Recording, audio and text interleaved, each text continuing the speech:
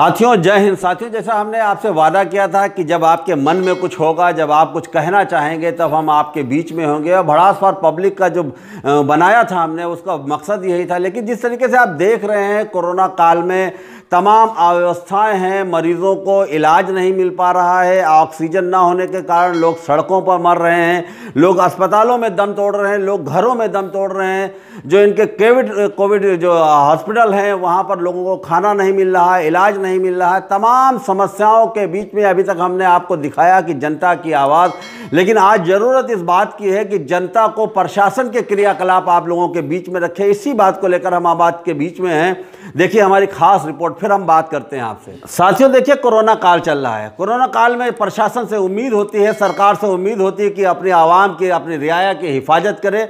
वो चाहे बीमारी से हो या भूखमरी से हो या जिस तरीके से हालात होते हैं, उन हालातों से निपटने के लिए प्रशासन को सामने आना। शुरुआत की बात करें तो शुरुआत में जैसे ही लखीमपुर के अंदर, हम सिर्फ लखीमपुर की बात करते हैं, लखीमपुर के अंदर जब यहाँ पर कोरोना संक्रमितों का मिलने का सिलसिला शुरू हुआ और लगातार कोरोना संक्रमित सामने आते रहे, प्रशासन ने उस वक्त कोरोना संक्रमितों को और ये कोरोना को बढ़ने से रोकने की जगह पर प्रशासन चुनाव करता नजर आया। हम आपको दिखा रहे हैं कि किस तरीके से मतदान के दिन लंबी लंबी लाइनें लगी रही और फिर अंजाम क्या हुआ। वोट परसेंटेज बढ़ाने के लिए प्रशासन ने जो कवायद की, उसके लिए उसका अंजाम यह हुआ कि कोरोना संक्रमण लगातार बढ़ता रहा। और ना सिर्फ कोरोना संक्रमण से आवाम जनता उसका शिकार हुई, बल्कि कोरोना में जो मतदान में कर्मचारी लगे थे, उन कर्मचारियों में 30, लखीमपुर खीरी की बात करें तो लखीमपुर खीरी में 30 कर्मचारी अकाल मौत का शिकार हो गए।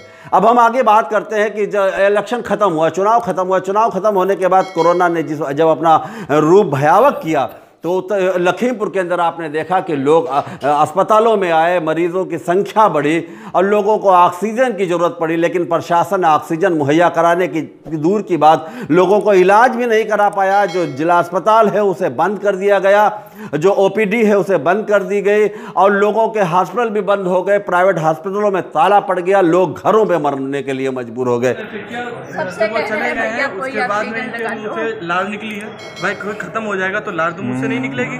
लार निकली है, डॉक्टर उठ के चले गए, कंपाउंडर चले गए, 2 घंटे बैठे रहे, डॉक्टर नहीं उठ के, खाली एक वो कंपाउंडर था वो खाली देख रहे हैं आप। मेरा मरीज हो गया 4 से 5 दिन हो गए, एक नर्स नहीं है, एक डॉक्टर नहीं है, खाली नाम का कोविड अस्पताल है। डीएम साहब कुछ करिए, वैसे सब मरीज मर जाएंगे, क्या फ़ायदा फिर कोविड, क्या फ़ायदा सरकार का।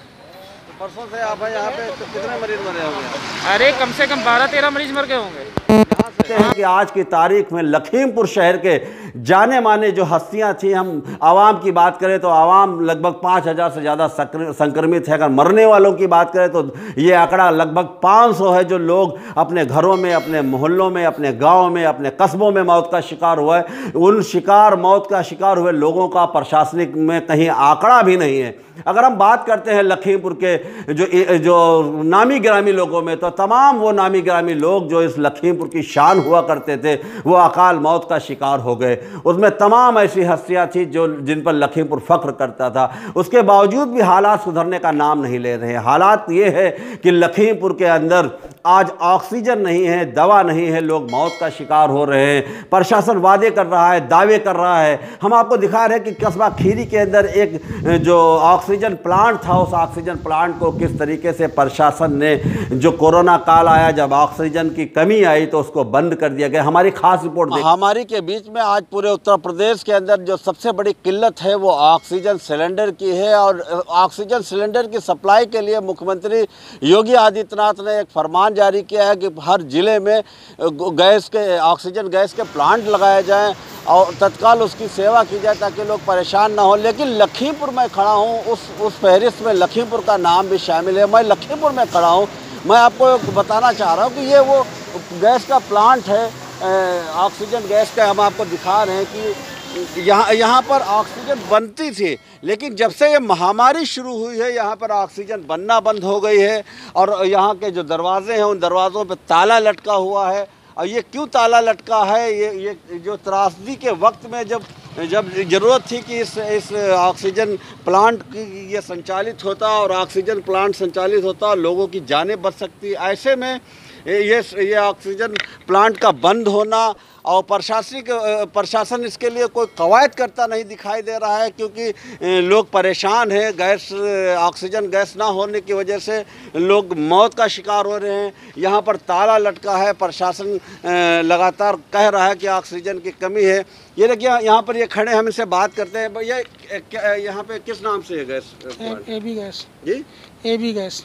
तो क्या आजकल गैस नहीं बन रही? नहीं, गैस बंद नहीं, गैस बाहर से आती है, जब टैंकर आएगा तभी रिफिलिंग होगी। तो कब से नहीं आए? आज होगा 10 दिन। तो क्यों नहीं आ रही? क्या अभी आइए, ऊपर से आगे जब मिलेगी तभी आएगी।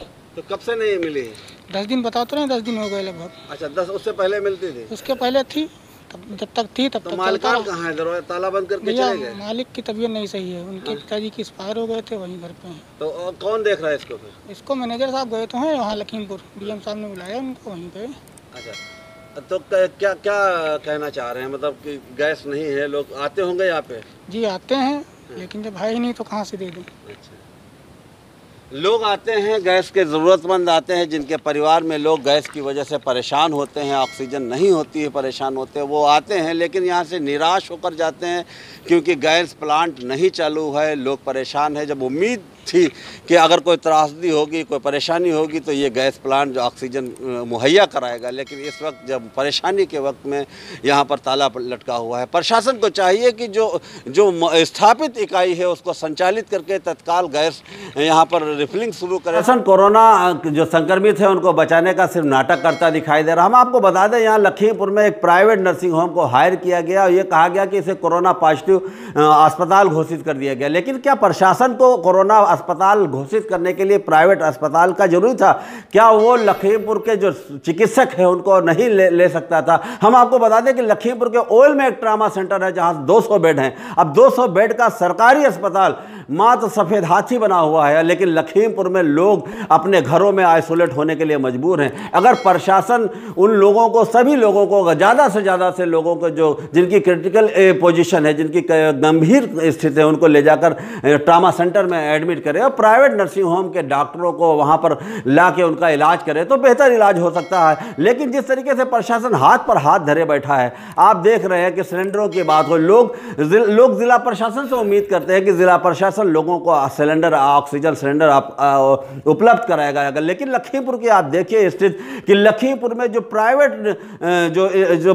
जो दुकानदार थे, जो सिलेंडर बेचते थे, उन पर भी DI और जिलाधिकारी ने अपनी सील मोहर लगा दी कि इन्हें प्राइवेट नहीं लोगों को दिया जा सकता। अब आप ये बताइए, प्रशासन खुद तो जहां पर मरीजों को ऑक्सीजन उपलब्ध नहीं करा रहा है, और जो प्राइवेट तरीके से अभी तक ऑक्सीजन बेचने और देने का काम करते थे उन पर भी रोक लगा। क्या ऐसा नहीं हो सकता था कि उनके ओवर रेटिंग पर रोक लगाई जाती है? क्या ऐसा नहीं हो सकता था कि उनको तमाम माल बाहर से ला के दिया जाता और उनको ये कहता कि ओवर रेटिंग के बजाय आप जो निर्धारित मूल्य है उस मूल्य के हिसाब से आप लोगों को ऑक्सीजन दें? लेकिन नहीं, यहाँ पर स्थितियाँ दूसरी है। प्रशासन दावे करता है कि उसके बाद लखीमपुर में ऑक्सीजन की कमी नहीं, लेकिन जब कोई प्राइवेट या कोई समाज सेवी ऑक्सीजन बांटने की बात करता है तो लगातार प्रशासन उस पर डंग बिठा मारता नजर आता है। हम आपकी बात करते हैं, लखीमपुर में एक समाज सेवी, एक परिवार के लोग ने जिनके परिवार में एक व्यक्ति मौत का शिकार हो गया, उन्होंने ये कोशिश की कि वह लखीमपुर के जितने जो मरीज है वो ऑक्सीजन की कमी से ना मरे। इन्होंने स्टेटमेंट दिया, बड़ी बड़ी बातें की, लेकिन जब हुआ क्या, जब उन्होंने ऑक्सीजन मंगवाकर, उत्तराखंड से ऑक्सीजन मंगाकर लोगों को बांटना शुरू किया तो प्रशासन ने उन पर भी अपनी गिरफ्त मजबूत की और कहा कि ये ऑक्सीजन तुम पब्लिक को ना बांटो, ये ऑक्सीजन हमको दो, सरकारी स्तर पर दो। और 100 सिलेंडर ऑक्सीजन के उन्होंने जिलाधिकारी के माध्यम से अस्पताल में ले लिया। अब आप बताइए कि जब लोगों को ऑक्सीजन नहीं मिल रहा तब अस्पताल अपने प्रशासनिक अधिकारी अपने ऑक्सीजन के इंतजाम करते दिखाए। क्या सरकार इस लायक नहीं है लखीमपुर में जो लोग मर रहे हैं उनको ऑक्सीजन दे सके?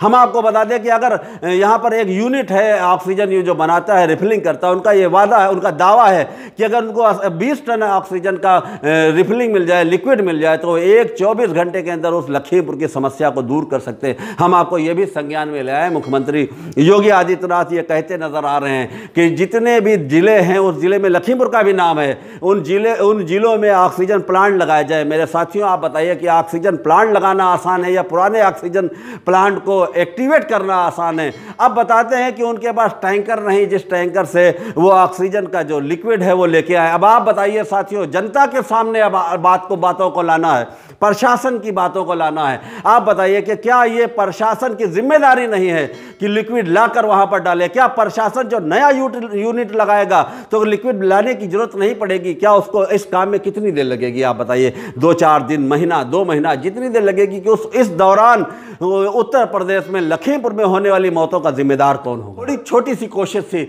हम अभी तक जनता की आवाज़ को प्रशासन के सामने ले जाते थे, लेकिन अब प्रशासन के क्रियाकलाप को आपके बीच में लाए हैं। साथियों, हमारी कोशिश अगर आपको अच्छी लगे तो हमारे चैनल को सब्सक्राइब करिए, हमारे वीडियो को वायरल करिए। हम रोज़ हर अपडेट के साथ में हर क्षण आपके बीच में आते रहेंगे। कोशिश ये रहेगी हमारी कि शासन प्रशासन जिस तरीके के क्रियाकलाप कर रहा है, जिस तरीके से लोग मर रहे हैं या जिस तरीके से लोगों को समस्याएं हैं, उन समस्याओं को दूर किया जाए। जय हिंद साथियों।